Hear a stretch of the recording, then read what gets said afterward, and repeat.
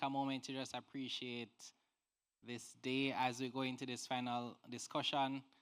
And I will say, David, I really appreciate it. I said this privately, I don't want to say it publicly. I'm a big fan of David. I'm happy that he has agreed to partner with us for this conference.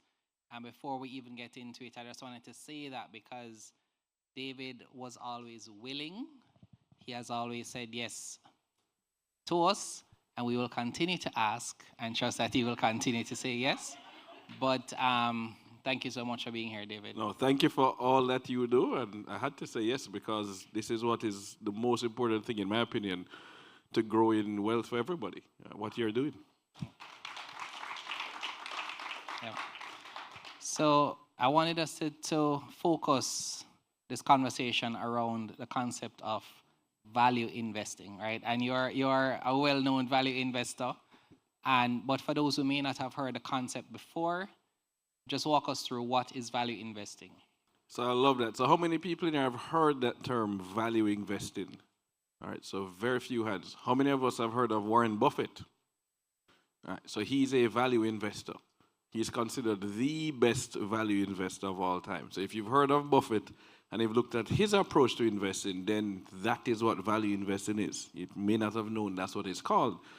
But the idea is that you want to look to invest for the long term, right? So essentially you want to invest in the business as if you're an owner of the business.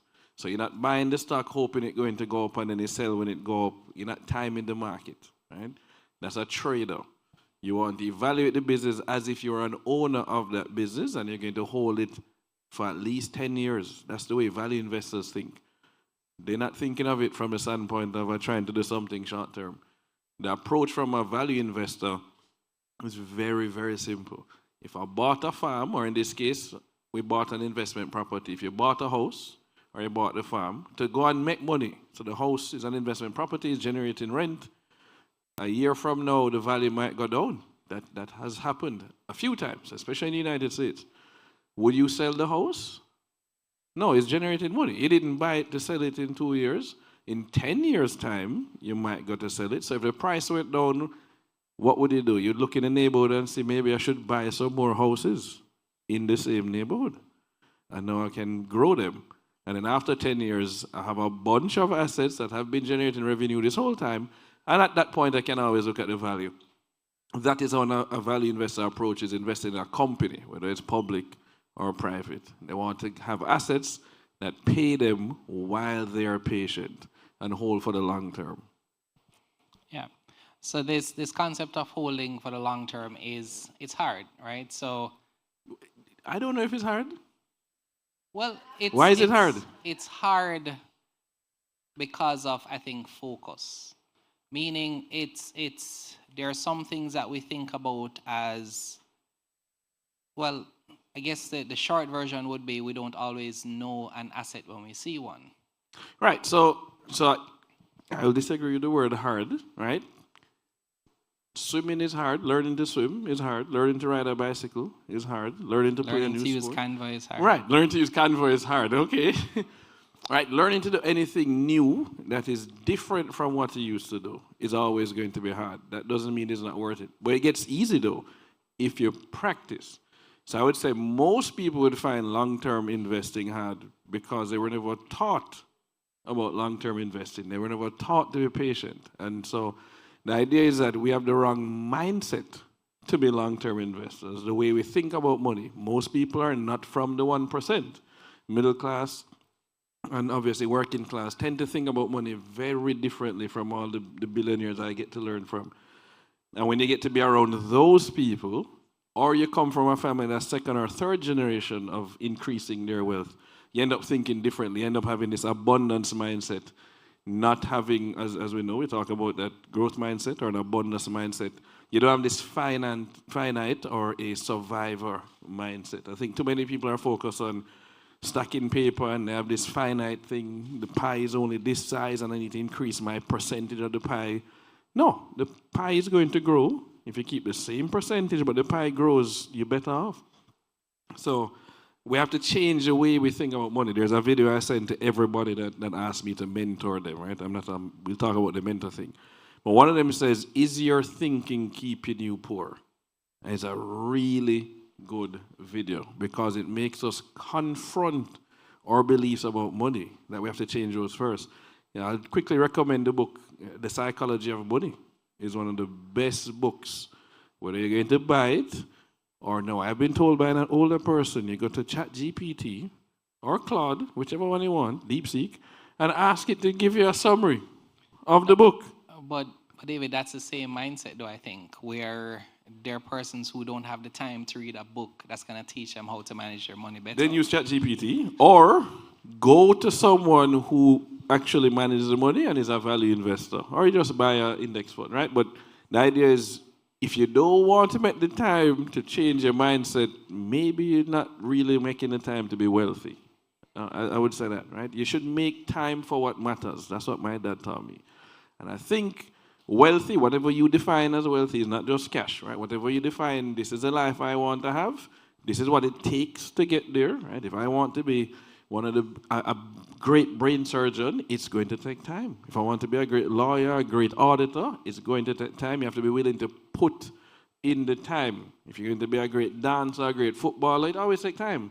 So decide what really matters and then put in the time in that and then remove something else. I'll be honest, you have to learn to cut away from your life. Don't keep adding. Too many of us keep saying yes, yes, yes to stuff, right? University of Miami just asked me, I can't say it here because this will come out eventually. So I'm the vice president of the alumni board of directors. 3 of us are VPs. They've now asked me to be the president-elect of the board of directors. So 2 years, I'll be the president-elect. The next 2 years, I'm the president of the alumni board. And then for 2 years, I'm the immediate past president. So that's 6 years of commitment that they will have to fly me around talking on behalf of UM.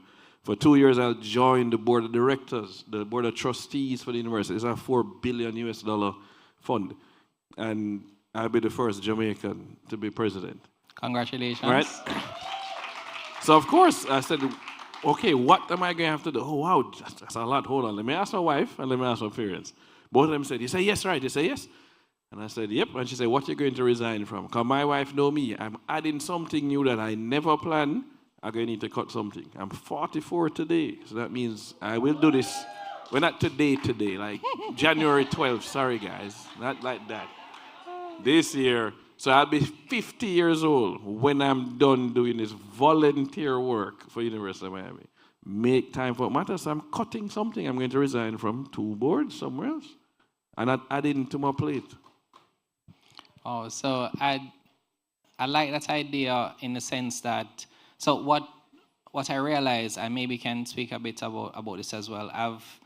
I've noticed that the wealthier persons become, the more they focus on impact. And it's just a trend I see. Can you speak about the importance of that? So everybody needs something that drives them, right? Simon Sinek would say, find your why, one of my favorite books. So all the wealthy people I have met and got to learn from, it was always about more than just them, right? This is obviously, especially Michael Leach and Robert F. Smith I've got to meet. I talked to Mike the most. And it was always about doing something bigger than him and leaving a legacy. And those are the people I was raised to look up to. My father had me looking up to people like whether it's Michael Manley or JFK Jr. or Martin Luther King or Lee Kuan Yew. These are people who look to do something bigger than themselves and leave a legacy because, and I like it, Bob Marley says that the wealth of a man is not in the assets he accumulates, but in his integrity and ability to positively impact others. So that's how I define wealth. And all the wealthiest people I know do that. Because they realize that there was some element of luck. It's not entirely luck. Like, Oprah would say luck is preparation, meeting, opportunity kind of thing. So you have to create your own luck. Don't believe that it just fall out of the sky. Right? If you're going to pray every day, I remember at church one day, they were telling this story how there's this guy that lived next door to somebody he don't like. And he pray every day, say, I want to win the lottery, I want to win the lottery. And one day the guy don't like win the lottery. And the man said, God, serious? And all of a sudden the world stopped. And God part the clouds and come down and say, yo, buy a ticket now. We have so many people praying for a better life, praying for a better spouse, praying for them business for work. Okay, have you bought a ticket and entered the game? Like you have to play the game to get there. And I think that all of those people realized that they were fortunate to play the game with a head start in some cases. They want to give other people better head starts as well. And that is why they want to give back and have that impact, because they know that it's possible. Right? Imagine me sitting down with Michael Leachin. This is at Atrium, one of the times that I don't really meet with him at Atrium, but we met at Atrium once.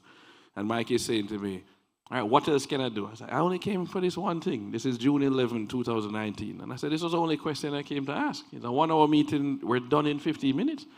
And he says, well, what else can I do for you? I said, well, this, and I come up with something. I shoot a video. Yeah, man, no problem. What else? What? And he did that 4 times. And I said, I don't know you like that. You're not related to me. I'm not your child. Why would you do all of this for me? You don't need to. And he says, very simply, he says, you are going to have more impact than me and be worth more than me. And I said, how? No, seriously, I was like, how? I need to understand that level of confidence. So he's January 3rd, 1951. I'm January 12th, 1981. So we're 30 years. January 29th. Bring in the Januaries. And my brother is the first. Let's go. So he says we're 30 years apart. I had 2 parents, a doctor and a nurse. Right? He grew up with a mother, a single mother, who was an orphan. He didn't have running water. I had running water. And he was still able to do this. He studied Warren Buffett, a value investor. He identified a role model, got the recipe, and did not change the recipe. He would only change it if he exceeds the role model. So he never changed it. He went in 1979 to get into mutual funds. So he says to me, David, you have one advantage I didn't have when I started out in mutual funds, getting retail investors to invest in companies. And me, like the little know-it-all. Actually, Mike, I have 2 advantages. And he would say, really though, really? What are the 2? And I said, well, number 1, I have you to learn from. I'll never make your mistakes. I'll make new ones. And he says, that's right. But that's not the one I was going to tell you. What is the advantage you have that I didn't have that will allow you to have more impact and be worth more than me? And I said, well, when you started out, you had to actually go and knock on doors and cold call to get retail investors to buy mutual funds. I said, because I was born in 81 and saw the invention of the internet, I will never have to cold call or knock on a door in my entire life. I can run ads on Facebook, Instagram, LinkedIn, do email marketing. The internet is my advantage.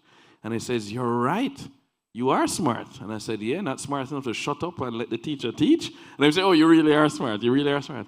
I said, okay, how does that allow me to have more impact than you do? You've donated hundreds of millions of dollars to charity and then be worth more than $2 billion US. And he says, well, I had a private company that had to be valued at more than $1 billion, and then I sold it. You're going to have a publicly traded company. The stock can move much bigger, and I am going to help you. I was like, oh, you know what? If he's going to say it, I need to believe it. If once somebody else at that level say, you can do this, let's go. So we end up, I remember we did our call. This is like 3 years ago, Tanya. We had a Zoom call. I had the quarterly Zoom calls with my investors. We've raised money from, at the time, it was 54 shareholders. And one of them was saying, oh, we talk about Michael Leachin. I know you meet with him. Well, we've never seen him. We don't know if he's real. And I say, you know what? Let me message this man. So this was July, coming up for a quarterly call. So I message Mike and say, Mike, can you jump on my Zoom call this Saturday, 7 p.m.? Come on about 7:20 p.m. And just say a few words so people can see that you're really here and you're in. Like you're in this thing. So he said, all right, so I message everybody via email, don't miss this quarterly call. It's a special one. We're going to have a special guest. So, of course, people start asking, is Michael Leachin going to be on it? And I said, just wait for the surprise. What's wrong with you? So at 7:15, while I'm talking, I told him 7:20. At 7:15 p.m., this little thing, notification pops up. Michael Leachin has joined the Zoom call. And people start freaking out. One of my friends sent me a message, a private message. Oh, I just took a screenshot. I'm on a Zoom call with a billionaire. I'm laughing. And I remember I still have the video to this day. We get on there, we do a little chat, and then we say Q&A time. And somebody, Mike, say, anybody ask me questions? I have some more time. We don't have to come off. And the person says, well, Mr. Leachin, thank you for your time. Now we know you're really back in David, but we want to know why. Why? Because you're not doing this for anybody else in the world. You're not on no other magazine cover except with David. You've never done a cover with anybody else. Why are you supporting him on Blue Mountain Capital? And so I don't know what I'm going to say. I'm curious. And I was like, geez, what this man going to say? No, we never planned this. And Mike says, well, I look for 3 things to decide I'm going to support someone. He says, number 1, I look for intellect. And David is the smartest person I've ever met in my entire life. I don't want his head to get any bigger than this screen. I'm going to say, oh, jeez, oh, man. Wow. To me, the billionaire, for to be a billionaire, you should be a genius in my head. Smartest person I've ever met. Second one, we look for integrity. And he says, I've known David's dad for years now, and he was the chairman of the National Bioethics Committee in Jamaica. He was raised with ethics. I don't have to worry about his integrity. And lastly, I look for areas of common interest. He can quote Warren Buffett better than me. Those are my 3 reasons. Done. I was like, wow. So that gone with him come off, we finish a call now, Sunday, go through, we get all these emails, and then Monday morning might message me when he's doing his walk. He work out 7:30. Hey David, how did the call go when I came off? I said, oh, it went great. Did you raise any money? And I said, yeah, we just had $75,000 committed. He's like, good, I did my job then. And I remember saying to him, you know, you really do some good stuff in terms of talking about wealth creation, but not enough black people know about what you do. Because he's very open about sharing this stuff. And he said, well, what should I do? I said, you should post some stuff on LinkedIn and Twitter and Instagram. Oh, that's when he started doing that. Yeah, I said, you need to do more stuff on social media. Yes. So here's what Mike said. Well, you know, do something for me and send me something to post. I said, okay. So Canva, I jump in Canva, and I go and make a nice little PDF. And then I make a screenshot of it. I'll still figure out Canva. You've never MBA in marketing or international business. So I go and create this infographic with these 5 principles of wealth creation is what he calls it, right? The 5 rules that he can follow to create wealth. So 5 principles of wealth creation, and I change it from principles to 5 laws of wealth creation. And then I send it to him via WhatsApp. I said, oh man, this looks really good. But hold on. Why you change it from principles to laws? Why would you dare change it? I've been calling it the principles of wealth creation since 1979. And I said, Mike, you've done this 3 times. You've created 3 companies worth over $1 billion US. I said, yes. I said, so it's a repeatable process. Yes. It's proven.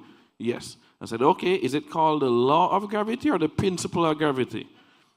And him said, I said, exactly. So once it's proven, it becomes a law. And I remember Dad was beside me in the house right here in Kingston, and Mike messaged me and said, wow, the teacher is now the student. And I showed Dad. And I was like, right. And I replied, yes, sensei. That was my reply, yes, sensei, right? Never outshine the master. I just say, yes, sensei. And Dad just say, you realize how rare this is? And I said, what? He said, how many people know a billionaire? I said, everybody who works directly for the billionaire. He said, okay, but that's still a very small number. Okay, how many people does a billionaire know? I said, okay, an even smaller number. He said, how many people can say the billionaire calls them to check in on stuff? And I said, all right, that's a very small number. He said, how many of you think would admit that you are smarter than them? How many people genuinely say, you know what, you are smarter than me? For all the money I've made, you are smarter than me, and I'm learning from you. And he said, don't mess this up. So Dad said, don't mess this up. So it's been fun to engage with someone like that who, no matter how much he has worth, all he has accomplished. Hey, David, check this out. Him just said me, Cheryl got it too. He was looking, he did an AI thing, wrote notes, sent me the video, sent me the notes. He's waiting on me to send my notes based on the same video. So we discussed, we go over some of his speeches, we go over presentations. He has a deck that we're working on for his nuclear fund. So when you decide I'm willing to learn from someone, I'm going to give of myself and help them, right? I offer to help him with, hey, remember, you need to post. Fine. I wouldn't expect the billionaire to say, oh, do something for me then and give me the post. You can pay somebody. Like, did I do that? I go and do it, and I go and give it to him anyway, and I'm not going to ask for nothing. Here, Mike. So that's something that I've learned, and I think I've instinctively captured that when I ask for mentorship, I've learned the importance of serving my mentor because they're giving me something valuable that I cannot pay for. Yep. Right? They're giving me expertise and time, and they're saving me years of work. And so they may ask you to do certain things, and I think it's a test of your commitment and your willingness to do the same thing that they have pretty much committed to do for you. And I find that it's like you just don't say no to your mentor. Yep, and so you heard me say it many times. That word mentor for me is a tricky word. So in my opinion, mentors spend a few hours with many people. Teachers spend many hours with a few people. coaches choose who they want to help win, and then sponsors open doors for you. So you want somebody to go from mentor to teacher to coach to sponsor. So a mentor is someone you never have to meet. I was mentored by Richard Branson, Michael Leach, and Stephen Schwartzman, and those people, as far as I'm concerned, and Warren Buffett. I've never had to meet them to learn from them and implement, understand their decision-making frameworks. Then I got to meet Mike and said, hey, I want to learn from you. Can you teach me? I would like to be your student. If I want to pass a class, it's a teacher that's in the class, not a mentor. But if I want to be Usain Bolt and be the fastest man in history, I need a coach. That's now very specific when you want to get really good. Teachers tend to give you the general stuff. The coach, you're like, all right, great. No, you get it done. The sponsor opens the door for you. And one thing I want to make sure I say in this room is that I've learned as a man, the world is very different compared to women. Women especially need male sponsors. Do not just send that woman into the room and leave her there when you make the intro to another guy. Go in the room with her. I made that mistake a few times. Jamaica and in the US. Yeah, man, let me open the door for you and I make the connection. Send them in the room, and within 10 minutes or when the meeting done, it turned into, we can take you on a date, we do this. And I'm like, what? Yeah. I didn't expect that. So all the guys, please, I'm telling you, if you're going to sponsor, you're going to open the door for one of your female friends, go with them. Protect them, but open the door for them. They especially need sponsors. Yeah. So that actually helps me in a sense that, and again, it wasn't necessarily intentional for me, but I do mentor, I do teach, and I've learned to embrace coaching. Mm-hmm. I never thought about the sponsor part. So think about this. So I did the photo shoot with Mike in 2020, November, October 2020. So I had a health scare, like major. I was 39 years old, had a major health scare, rushed to the hospital, all this stuff. While I'm in hospital in February, I don't know yet what the results are going to be. I know I was going to be in hospital for a few days. And so I took my iPad and I wrote my own story. I was like, let me write my own Fortune magazine cover story. I looked at Mike's Dolce magazine thing. I wrote my own thing, and the middle was all the pictures of my life to date. 70% that already was true, had already happened. The remaining 30% was taking the company public, how much I was going to be worth, and how much money I donated. And I sent it to 14 people, my wife, my parents, my brother, one of my best friends that has a magazine, Gemma Q Paradise, one of my first investors. And he came back the next day and said, wow, this was so inspiring. When that story is ready, I want to be the first to tell it. I want to do a cover story. So once we got the all clear from the doctor 6 months later, they wanted to do the fall issue. So it would be August, we need to do the photo shoot. I got Mike to send me a picture. I got a quote from him, quote from Albin Hill, and I'm going to be on the cover. So we did this whole photo shoot. Rolex sponsors a magazine. The magazine comes out every 3 months, is in all the high-end 6-star resorts in the Caribbean and 6-star resorts. We have none in Jamaica. But they managed to put it in some. It's at Half Moon as well, though. So 5-star here. And then it's in the American Express Lounge, the Centurion Lounge at Miami International Airport. So they sent me the mock-up, great article, all this stuff, and it's based on what I wrote at the hospital. It's just teased out and removed the going public part. That we didn't go public yet, that we would. And they said, oh, Rolex really likes it, but they're asking if you can get a photo shoot with the billionaire on the cover with you because, David is not so known. And I was like, why would Mike do that? He's on the cover of Blinking Black Enterprise by himself. He's never done a cover with anybody. Why would he do that? Just ask. The worst that he can say is no. If he says no, we run with this cover. If he says yes, we're pulling this and we're coming up with a story for the winter issue instead. We'll drop it in December, January. Okay, so I got a message, Mike. And Mike say, yeah, man, let's shoot after AGM, NCB, and come H. I was like, what? So come down in September, we're doing this shoot. And I asked him, I was like, Mike, I'm shocked. Why would you do a photo shoot with me? I'm not there yet. I don't think I deserve it. And he says, well, it's really simple. If you go and meet with a billionaire, someone that's worth 300 million, 500, or the billionaire, they're not going to take the meeting right now. They're going to Google you. Great guy, nice story, seems nice, but not at their level yet. He said, well, if he does a photo with me, that now shows up in Google search, and it's one or two things going to happen. Either they're going to say, oh, he has next. I need to meet this guy. Or at the very least, I need to get to David to get to the billionaire, the richest black man in Canada, right? And I'm not going to just give out his phone number. I know how to vet the deals. And I said, wow. So he said he was going to sponsor me. He was going to open the door. So we did a photo shoot. The magazine comes out in December. Mike orders like 200 physical copies, puts it at NCB Capital Markets, emails out the PDF version to like 2,400 staff members. Middle of January, my phone rings at 10 a.m. that morning, and it's Bloomberg calling. It's a Bloomberg reporter saying, hey, we need to do an interview. I need a quote for this article tomorrow about investing in Jamaica and the performance of the Jamaican stock market, because we're pointing out that there's no ETF or mutual fund to give people access to investing in Jamaica or the Caribbean. And we called the head of NCB Capital Markets and asked, why not? And the guy said, no, I don't know. The only person in the whole world I know that's trying to solve that problem, it is a guy named David Mullings from Blue Mountain Capital. He was just on the cover of a magazine with our chairman. Here's his cell number. So I gave them the code. I came back at 5 o'clock. I said, you have to change that little thing. 7 a.m. the next morning, it went out. I think it was a Thursday. It went out on the wires. 1 hour later at 8 p.m., I get another call. It's Bloomberg TV calling. Can you be in New York next week? And I was like, excuse say less, me. exactly, say less. And at the time, I'd be the third Jamaican to be on Bloomberg. So I said, wait a second. And I said, yeah, man, I'll be there on Monday. And she said, no, you don't need to be here from so early, and you don't even have to come in studio. We can do it remote. If breaking news come, we won't have the story. I said, you think I'm going to pass up my first chance to come Bloomberg? I come in person. Even if I don't get on there, I come in. So I flew up on the morning. She said, why you would come so early? I said, you could have 10 flights canceled. I'll still be in New York. I come in from Monday.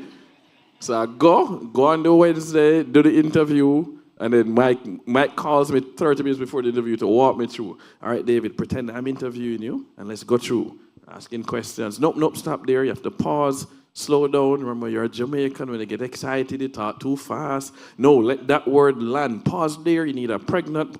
That's all the stuff we're doing. I was like, wow. And then he said, remember, we're not there to answer their questions. You're there to give them the answers you want to give them. And then we do it. So, of course, the first person I'm going to call when I come off camera is Mike. Yeah, man, that was great. That was amazing. Love what he did. And then he goes and I send him the YouTube link. He sends it out to a bunch of people. And he comes back. Here's what the Prime Minister just said. Here's what this person just said. Here's what the CEO just said. I was like, this man really, other people start messaging me, hey, Michael Leachin is pushing this around on WhatsApp. He's really proud of you, David. I was like, yeah, I know. Obviously, we spoke. I know this. But it's interesting because coming out of that, two things are about that. One, I'm going back on Bloomberg. They just messaged me yesterday. So let's get ready for that one, for a big announcement. So we're excited for that. And then the other thing is I did 2 interviews with NASDAQ Trade Talks last year. The second one that they did, we were talking about investment opportunities in the Caribbean. Talk with Mike before, go on the thing, Mike come back that afternoon. Oh man, that's your best interview ever. I'm so proud, especially the way you talked about Jamaica being similar to India 20 years ago and all the things you listed, the similarities. That was brilliant. I said, of course it was brilliant, Mike. It's from your Portland, India fund from like 16 years ago when I first met you to work with you.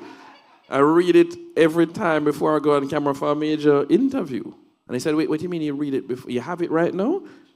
I said, yes, it's on my phone, it's on my iPad, it's on my laptop. Really? You know, it's just last week I was asking people in the company for a copy of it and nobody could find it. Can you send it to me right now? And I WhatsApped the PDF to him same time. And the man replied and said, you really are my best student ever. The next morning, his chief operating officer called me, David, I've only been CEO here for 2 years. I did not know we ever had a Portland India fund. I said, what else? You need the PPM? Everything Mike has ever given me is in a folder. Every single thing. Because I literally am a student. Yeah.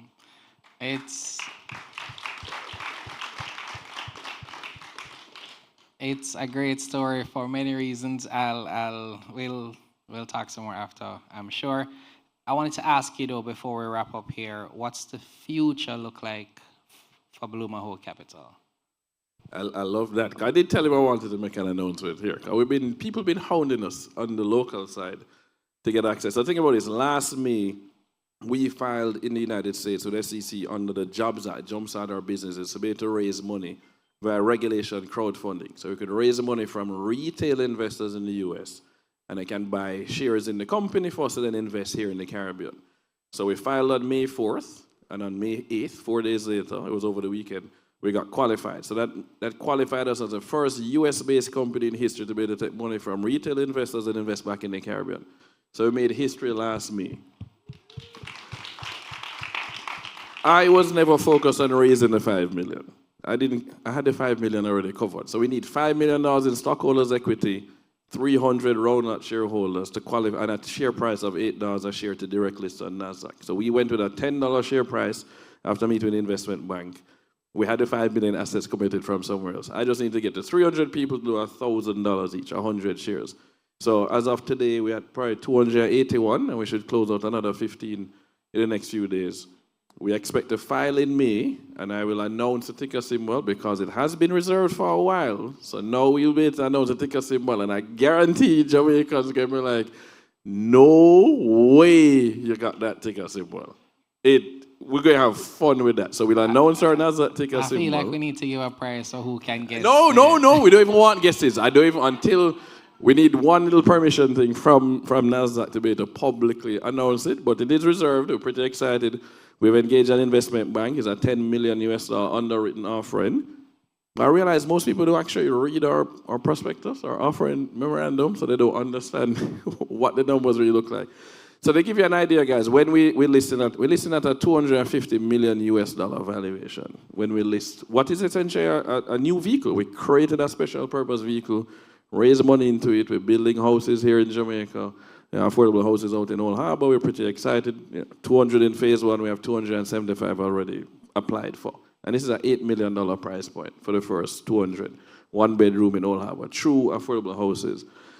One thing that we haven't announced yet, we have signed a deal to buy a 9.9% stake of a FSC regulated entity here in Jamaica. I will be announced as chairman in the next probably 6 weeks because we deserve better treatment out here, a better customer service. And I'm really sick and tired of going through the headaches I go through to open my own accounts. I shouldn't have to call nobody's name. So instead of keep cussing and complaining, I just buy in one and I'm going to fix it. I reached that point. We're just going to buy them and fix them. I'm done. Like, we'll compete with you if you keep treating customers like this. So we wanted to become the Charles Schwab of the Caribbean. So we're buying that. I don't know if we're going to rename it. The CEO stays on board. We're clearing out team members, and we'll announce that one very soon. So we're excited there. And most importantly, we have created a partnership here in Jamaica, Bloomaho Capital Appreciation Limited, that owns equity in Bloomaho at a 25% discount. So it got shares at $7.50 a share instead of the $10. And then we are going to move some of the assets I have. So we own shares in some public companies down here, main market and junior market. So we're moving about 5 million Jamaican dollars worth of assets onto that balance sheet. Bloomaho stock, I need 100 friends, family to jump in, and then we'll direct list it, or list by introduction here in Jamaica to create a listed equity fund that's actively managed by us. It's only charging 1 and 10, not 2 and 25, like proven. My call name, I have no problem. 1 and 10, investing in local and global securities that we manage as a team. So we're pretty excited to talk to friends, family, close that out, to get it listed here, and then we will then launch our property fund after that. So we're doing funds listed in the Caribbean, here in Jamaica, to give retail investors access to the same things we're doing. And as Mike would say, you get to carpool with a billionaire, is how he puts it. I was like, well, that's not me, that's him. But that's the idea. We're bringing things to the market that we feel are going to be more transparent, deal with investors in a better way, treat them as partners, not as people to siphon money from. If you see me in a pretty car, it's because you've all made money as well. Right? It just so it must go. And we're excited about that. So the way Mike told me, and I'm going to leave this one, because I think this one is important. We've had, nobody has ever asked me this. In every presentation, we just did a roadshow in 5 cities, and nobody ever asked this question. I said, when somebody's selling you something, you need to ask them what's in it for them. How do they get paid? Always ask them, right? Great, but why? In my case, we are selling shares. We're selling this idea of buying and investing for the long term. I said, nobody had ever asked me how much I'm going to pay myself. You can go in there right now. I think it's page 26. You can actually see what my salary is. Page 32, you can see how many shares I own, which means you can guess what my net worth will be when we list it. But nobody actually is asking how much I'm going to pay myself. Everybody, I'll pay myself this. I was like, great. My salary drops to $1 US per year when the company goes public. I get a small one-time payout, but it drops to $1 a year. How do I cover my expenses? I only have 3 ways. So number one, I can borrow against the shares, but the company kind of young, not so smart. Number two, I could sell some shares. Well, I'm locked up. I'm locked up for 185 days. I actually can't sell for half a year. More importantly, if I'm here to be a long-term investor, why would I sell? Exactly. I was going to say that would go against your. Yeah, no. In fact, you sell, I'll buy yours. It literally goes against everything. So I waited. So the last one is that the company pays a dividend. If I'm the largest shareholder, then when a dividend's paid, I benefit as well. So if I have to run the company to generate a profit in order to declare a dividend, do you think I'm going to spend money on first-class seats, or you think I'm going to fly the cheapest flight and do what I need to do, and we don't just spend off money willy-nilly? I remember when I was talking to Mike agreed with it, and he said very simply, I must make sure that if my shareholders feel pain, I must feel more pain. If my shareholders feel pain, I must feel more pain. We must be in the same boat, rowing in the same direction, and you must trust me. Say, boy, I'm not going to make no stupid decision because him wife are going to kick him out because me can't pay the bills. But I think that the way it has been working so far, unfortunately, in the corporate world, especially in the US, is that if the CEO does well, they get a big bonus. The CEO does okay, they get a small bonus. The CEO does a horrible job, they get fired and get a golden parachute, which is just another name for a bonus. So it's heads I win as CEO, tails you lose as shareholders. And that has to change. So we're going to run our company in a better way, and then we're going to be slightly activist investors in some companies. As much as I'm a value investor, some people are going to see us being active in at least 2 companies over the next 6 months. I just bought more shares in one yesterday. We have to get more active. We have to hold them to account, and that's what you guys do. You're making people smarter, shareholders, so they can then hold these management teams to account. It's about a partnership. The minute you give me your money, it's our company. It's no longer mine. I've taken cash from you, whether it's debt or equity. It's now our company, and I need to report to you on a quarterly basis, and I need to deliver or tell you why I'm not deliver. But I can't run off and look like my life looking great on IG, and somehow you can't get no update and nothing not go on. Yeah. So thank you so much, David. I wanted you to just leave us with a law that we can look to for our businesses to really take us to that next step, right? So something that we can just put into practice immediately to grow our wealth. So, you know what? I don't even want to mess up the quote. I have one person I would actually quote, and you guys laugh. It's not Michael Leachin or Warren Buffett, but I want to get the exact quote. See, you set me up. All right, so a good friend of mine, and I'll tell you, I want to see if anybody can guess who said this. So let me give you the quote, and then it's a Jamaican. So this person said that you need to find what customers want, and then you must deliver that, and in so doing, exceed their expectations. So find out what the customers want, deliver that, and in so doing, exceed their expectations. Adam Stewart, based on his dad. Yeah, man. So Adam is a very close friend of mine, and Adam will beat that into my head. Right, there are things I never wanted to invest in real estate. It was private credit, private equity, and public equities. And it's Tanya, my investor relations specialist, sick some people on me. And they just came at me with real estate over and over. Why? And we eventually said, why am I fighting the tide, trying to get them to only invest in companies when this is what they want? They feel this is the problem they have. They need a solution. They feel we are the only one because we're the only SEC-regulated entity in the U.S. that's invested in the Caribbean. They want us to solve this problem for them. You know what? We're going to solve the problem for them. And from we did that, it went like this. I don't have to worry. Every day somebody goes on the side and buy shares to get into what we're doing because we said, you know what, just give the client what they want and then deliver for them. So. Right. All right. Thank you so much, David. Special thanks to the Blue Maho team as well. It's good to see everybody here and, just being able to speak to everyone. It's been great. Thank you so much. I believe we have a token We can for take- you. You can take some questions, We can I take- don't Okay. mind. We can take a couple questions before the token. Do we have any questions in the room for David? Open booking Or now, online. guys. Safe space. We can edit the video. We'll do a poll in the community about the ticker. I feel like we can. No, anything. The SEC is really strict. Yeah. I don't even want somebody guessing. Any questions for David? I know you guys can come up to me afterwards and try and ask me questions privately now. Ask a question in front of so everybody benefits. So what I would Is do, it- stand up, Question? introduce your question? business, and ask a question.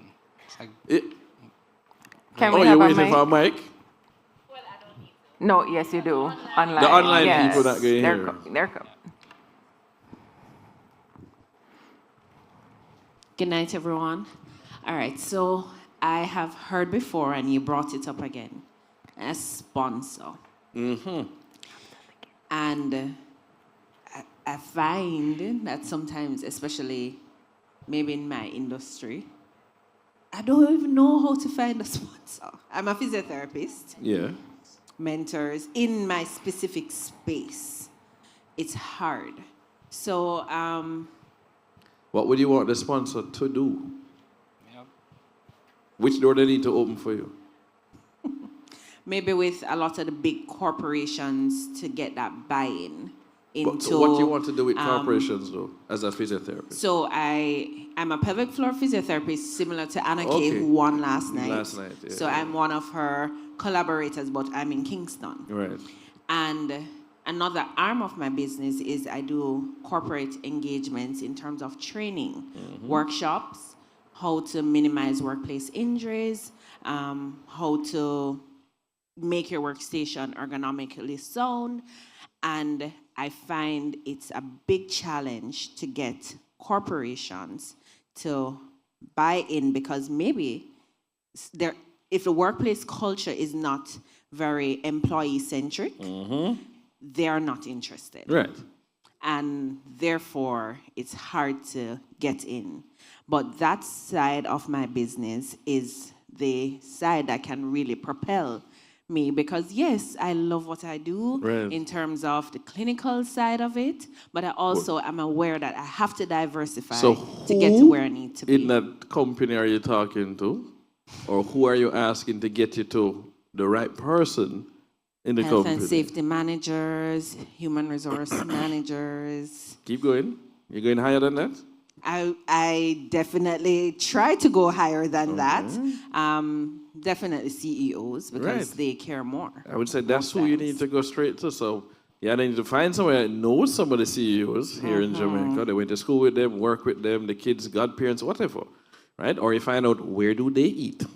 They eat breakfast there, they eat dinner there. I mean, I Are they met Douglas attending Royal Arrain. Wealth Conference? Right? I met Douglas Arrain because Grace Kennedy's charitable foundation was doing they do an event once a year. They do a session, it's free. It was at Pegasus, and it was about Jamaican culture. And I went, and I was the first person to go and ask a question, because that's what I do. I want to make. I said, Douglas, you talking about this? Great. Here's what I do with Real Vibes. How do I get $10,000 from you? US. How do I get you to invest 10,000? Oh, come and see me afterwards. And I sat back down. It was Albin Hill sitting beside me when he had just been fired from NCB.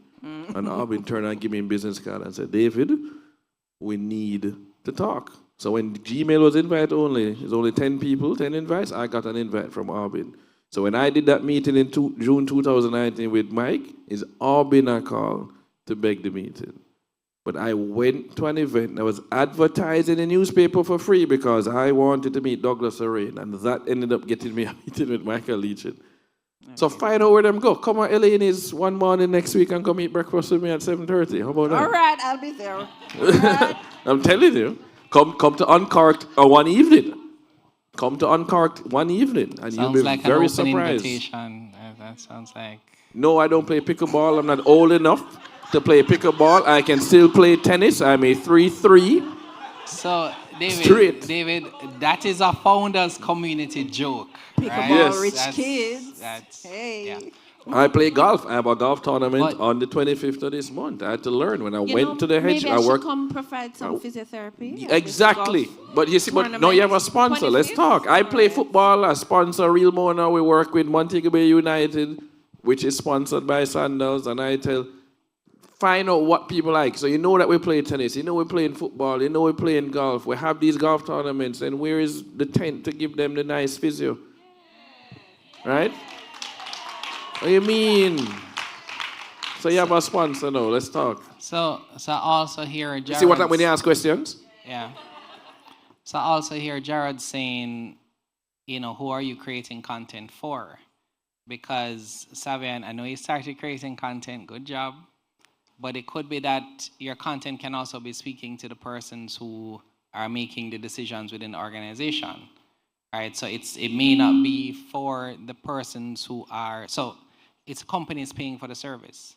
So the content is for the companies, right? So you have an opportunity to educate them because they may not see the risk of not doing the workshops and the trainings until there is some lawsuit or some liability claim, and that's what they would need to protect themselves from. I have a simple one that we're going to follow up on. Every single company I invest in, I want to introduce you to them. It's as simple as that. Every company I buy shares in, I can put you onto the senior management team. Because I want them to be employee-centric. I am a value investor. I'm treating it like an owner. I need that company to be employee-centric. Yes. Otherwise, guess what going to happen? I'll dump their stock. It's a test of the management.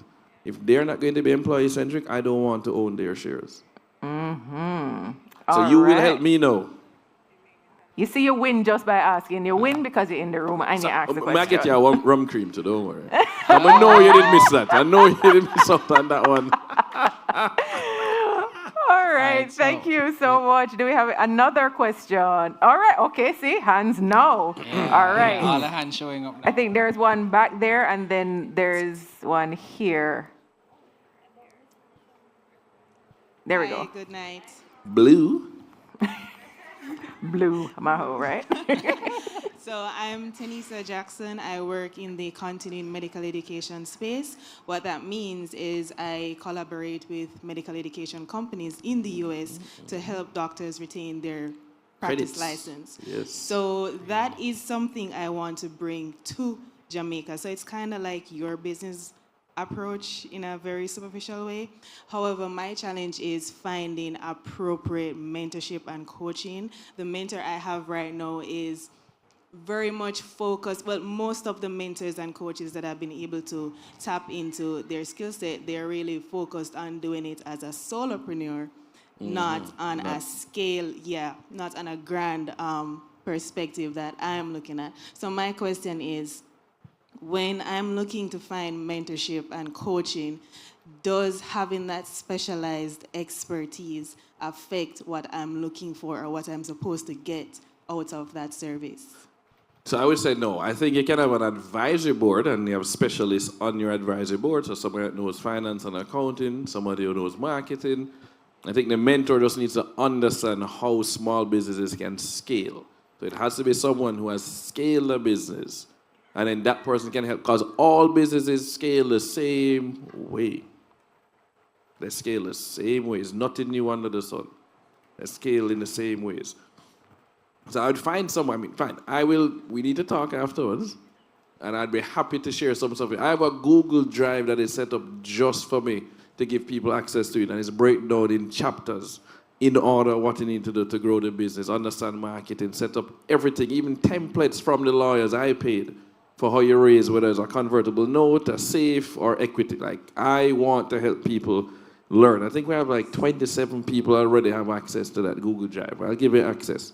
Thank you At so least start much. with that. And then I we do really let's appreciate do a it. Zoom call so I can understand more. The other thing I would do is that I would need my father to talk to you, and mom. Mom is a nurse. Dad is bored and retired. He only teaches on Wednesdays at UWI. Dad taught at UWI for 37 years. He was head of department for OBGYN for a while. He's taught almost every single doctor in the Caribbean for the last 37 years. He would love to be an unofficial advisor. He don't want no money. He just want to keep him brain going. But that means he has a lot of medical connections across the entire region. Thank you so much. Access, I'm overwhelmed guys. right now. Sponsorship matters. Yes. So we have a few, I think I saw three hands. Yes, and 4. Oh, okay. You see, So, with one yes, the person mic is started. coming. The mic is coming. So, David, we'll look out for that link for the access. Oh, yeah, right? I have to give it to you so you can, yeah. Yeah, we Please can, go we ahead. can distribute in the community. Blue again. Yes. Good Are we evening, only taking everyone. questions? Good evening. And good evening to Renee and Jermaine. Let me just say thank you. Thank you for raising the temperature because, you know, I said my initial intention of coming here today. There's so many things happening, but my initial intention was to just come and soak up. Yes. And I've done just that. Beautiful. So I just wanted to say that firstly. So my name is Felicia Blake. I am a partner with my husband. We are in the ICT infrastructure business. We've been around for 20 years. This has been his baby. I came on board 12 years ago. We've been married for 15 years. I think we're at a point where I had somebody walked in from, they're in our sector, they're customer, and he walked in. He came to see me regarding a contract that's pretty much ending. And he was like, your business is at a point where, there's so much that you can do. There's so far that I think you can go, and I think you can compete with everybody in your sector in Jamaica. And I'm like, I know. So I'm here today. Kevon, thank you, because I do believe I have the CFO mindset, and you have just approved that. So my question and just comment is, my question to you, Mr. Mullings, because now I'm going to have to study you.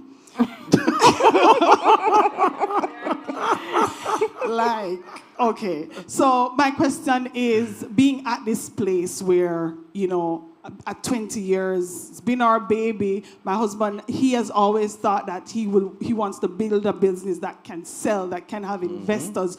We've been doing a lot of talks around shares and stuff like that. We want to go to the next level. All right, so you have 2 pieces of homework now. Okay. Number 1, you're going to buy the book Built to Sell. Okay. That's literally the book. Allow you to understand how do you design the company to be sold. Even if you don't plan to sell it, you should still follow that. That's fine. Sounds familiar. That sounds familiar. Yeah, that's the That first sounds one, right? familiar. Even if you don't plan to sell it, you should design it as if it was going to be sold. It forces you to put systems and processes in place and realize you can't be head cook and bottle washer like most people. And then number 2, you're going to identify a role model company, someone who has done it before somewhere else, and study them and get their recipe and don't change it.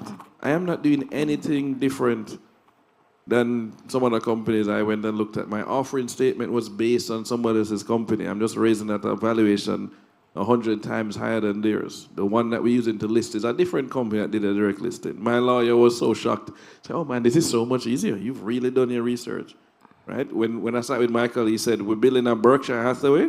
You need to have one entity throwing off cash. Don't do insurance. You need to do Blackstone. And I said, great, Blackstone before they sold their stake in BlackRock. So I can just study 2 companies and what they did and then repeat that in a new market. So those are your 2 pieces of homework, and then you're going to email me. It's david@bluemahocapital.com. Easiest person to find. Or direct message me on Instagram if you don't want that. And then we can talk. We own 10% of an IT company here in Jamaica that does cybersecurity and IT outsource services, and they're looking to scale. And I'm in infrastructure, so. Exactly. So, and with all these data centers that going to be We building do up, data centers. yeah, man, needs come in. All right, I won't say nothing more. We need to talk. It's as simple as that. I'll put you in touch with our business person here too. But you have homework first. No, I will do homework. And then you're going to come back. She will do the homework. And then you can stay in blue and white. This is my Hint. company's color. Hint. So- Okay. Oh, yeah, So great. I what love we, that. what we can probably do is have a meetup, David, within the Grow Your Business community. That's really great. Do that. I Yes. see we have 3 quick questions, Yes. comments. So- I'll answer those quick. Yes, let's jump on the online questions. Oh, yeah. Right. The first one says, David, my husband and I own a construction company started 2 years now. Do you need an addition to your construction team? I'll put them in touch with our global head of real estate. So if the email Cesar, CEZAR @bloomerhawkcapital.com, you talk to him. I don't know. I am not a real estate expert. I'll leave that to the real estate team. All right, handle the take notes equity side. because it came up anonymous here. So Yeah, you know yourself. Yeah. Take down that email address and send that email over. Next question. I'm a solopreneur artist. Do you or anybody you know like to buy physical art? Mike buys way more art than me, but yes, my wife actually is an art teacher. So Oh. again, reach out. I'm sure she would be interested in that. And she would know more people. I definitely will know people who like to buy art. I'm going to a Jamaican art event in Fort Lauderdale. I think in 2 weeks they invited me. They have a whole art group that does collections. So yes, I know some people. David at bloomerhawkcapital.com. So that one is from Annalise Gordon, who is actually one of our volunteers here. So Annalise, if you're in the house, there, present yourself. We can't say, okay. Up there. In the Okay. light. And then the final online question we have, besides Mr. Leachin, who are 1 to 3 Caribbean investors you admire that want to create a thriving working class in Jamaica or the Caribbean? So that's an easy answer. None. Wow. None. Six Who pound on that. in the world is talking about them? Richard Branson. That's what I'm saying. He's not Caribbean. He's based in the Caribbean. Yeah. But if you are going to be globally competitive, then you need to be on the global stage. So Mike is showing up on the cover of Black Enterprise. He's in Forbes magazine. He's speaking at all these business schools in Canada. Where are the business people from the Caribbean who are showing up on Bloomberg? And on NASDAQ Trade Talks like me. Like, seriously. We have our sprinters out there flying the flag high. We have our artists flying the flag high and our business people sitting there doing what? Yeah. So that's another reason to enter the Entrepreneurship World Cup, right? Yeah. That We're Cheryl big would have told enough. us about. Yes, we I mean, have they that could. opportunity. There's stuff that we have done, and it's like them just quiet. And you know why, though? I think it's this mentality that the higher monkey climb, the more in body show. We've been told not to shine brightly, not to talk about ourselves. Jermaine struggles with proverbs, right? With those kind of local Yeah. proverbs. Don't. Yeah, She man. does this all the time at home, David. No. Yeah, man. It's Get fine. it out of head. Get it out of head. All right, so we can take this last one No, we need online this and one then here. one Okay. here in person. So the last one here, the focus is primarily on for-profit businesses. Do you think it's beneficial to start a non-profit? If so, how? All right, so a non-profit still has to make money. So I want to be very clear. You still have to generate returns, and then you use it in a way that, right? So non-profits and for-profits still have to run a business. You need a successful business. So that means you identify a problem, you have a solution, and somebody's going to pay for that solution.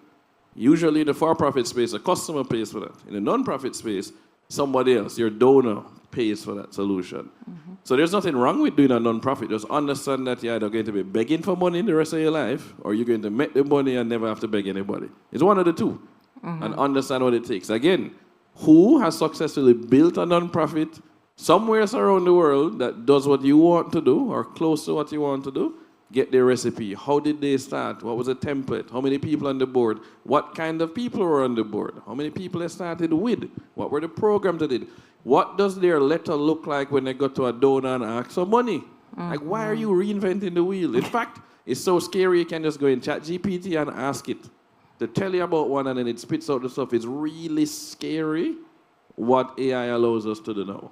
Like genuinely scary. I've asked it about Mastermind in a Berkshire that were based in the Caribbean. And I was shocked what it spit out in 5 minutes. Shocked. Indeed. And our final question. Good night, everyone. Good night. Yeah. My name is, I am Dr. Trina Tolo. I am, by profession, a medical doctor. I'm a realtor associate, and I also do decor, and started doing some marketing. So my question is, with all of these Yes. different hats. It's been a challenge. I mean, I know we're told all the time to just stick to one thing and focus on one thing. But at the same time, I do believe that there are, I mean, maybe, please tell me if I'm delusional, maybe there are some of us who are called to do more than one thing. Right. And I struggle to find mentors, you know, to just show me like how to balance, not just balance, but how to do all the things you're called to do and thrive and excel at doing them. Do you have any suggestions, any tips? I do. I'm going to take you to church quick. We're going to get rid of the word balance from your vocabulary. Right. And That's I'll why I tell you corrected myself. It's literally, it's like trying to balance a seesaw. It don't work. Like 1 minute you're on, you're gone full tilt, you're doing this thing, and then you go back and you rest, or time away with somebody, time with somebody. Trying to balance it going to drive you crazy. My dad tells me I must stop talking about balancing work and life. Like sometimes you're gone, go work, you fly, you have to do this stuff. The family's not there, or you have no life.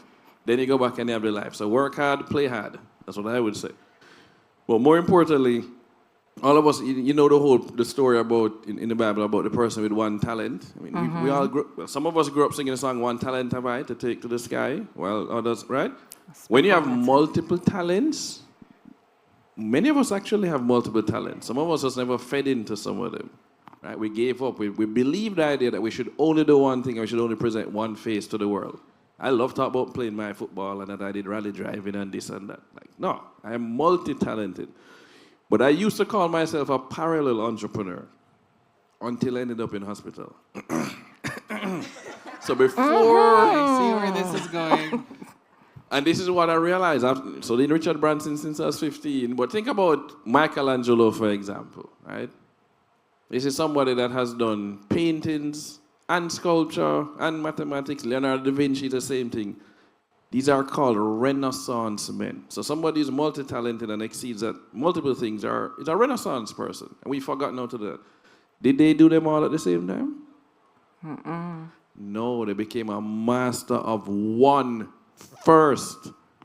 Then he moved to the next one. So what you need to do is narrow your focus and say, this is the one that has the most potential to throw off cash on a regular basis so that allows me to take the risk on the others. So there's a bunch of stuff I want to do. We've now funded 2 films now. 2 movies I've funded, documentaries for Jamaica.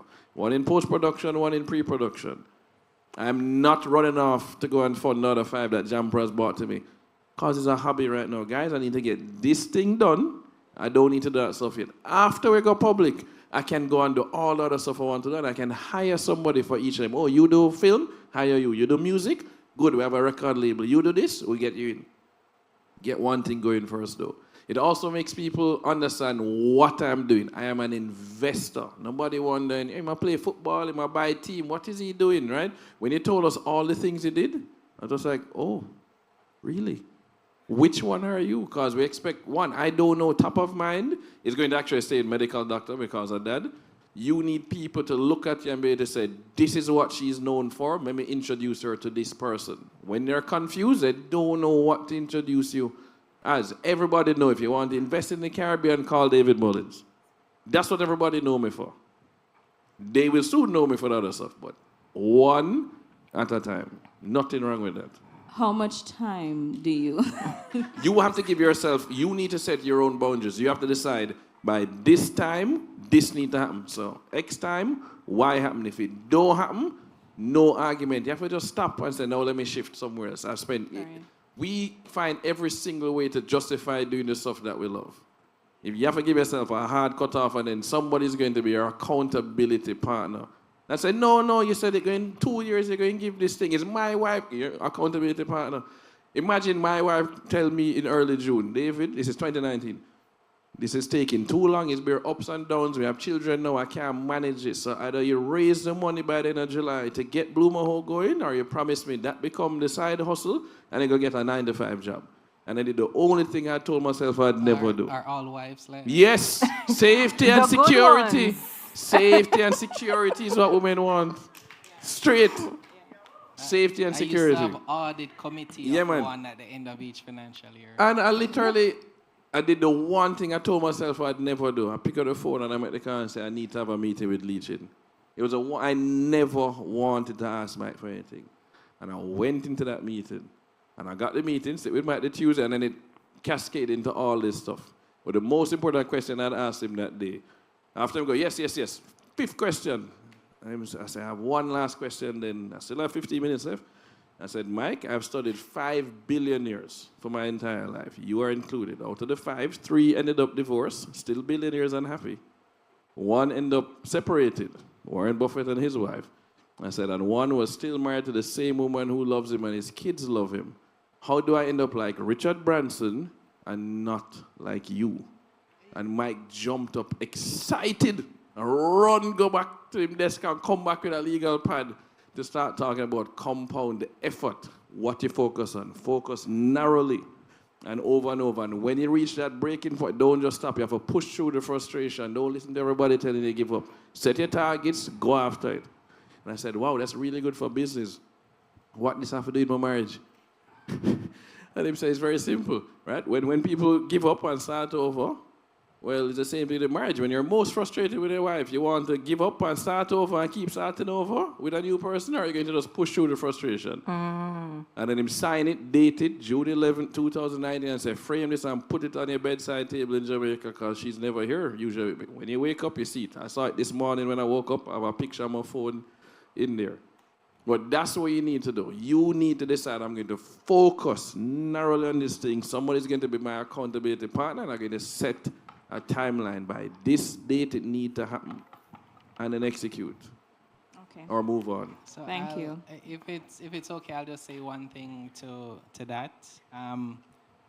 It's important to know the season that you're in. And so we've had to determine, because there are a lot of things that I love to do, but this is the right season to build, learn, grow, invest. And so I'm waiting patiently to do other things that I love to do.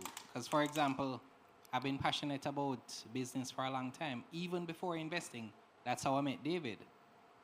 So it was the right time to start an investment community back when we did it. It's now the right time to start the business community. It's not, it feels like it's the same thing, but it's not. So this was the right time to do it. So I had to wait a very long time to put certain things in place that would facilitate the other things. And so that's what I'd say, because if you are passionate about that many things, there's usually a way that they all intersect that you probably don't see yet. Mm-hmm. And so it was the same for Renee, who loved to do events. She didn't know that she'd be doing conferences, right? It started out with that passion and that love for that thing, but it's, if you just build one house at a time, you can't build 5 houses at the same time, because you're the one building it. It's not like you have a team. You are the bottleneck for those services. So when you build one house, that house can now funnel resources to the next house and to the next and to the next. And then you can eventually hire the team. Yeah. All right. We can All talk right, so after, thank you so much.